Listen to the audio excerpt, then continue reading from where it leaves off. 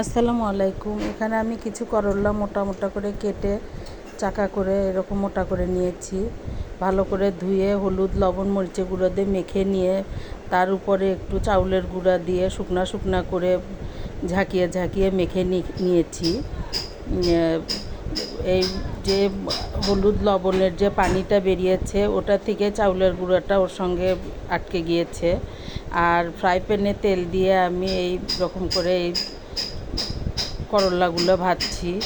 প্রথমে একটু চুলার আঁচটা একটু বাড়িয়ে দিয়ে 1 মিনিট পরে আবার চুলার আঁচটা মিডিয়ামে রেখে আমি এইভাবে লাল করে মুচমুচে করে ভেজে নিয়েছি। এই ভাজিটা করলে সত্যি এত টেস্ট, এত মজা বলে শেষ করা যাবে না। আপনারা একবার করলেই বুঝতে পারবেন।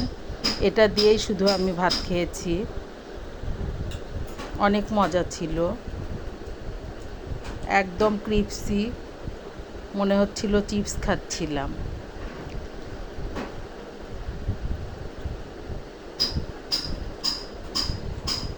আল্লাহ হাফেজ।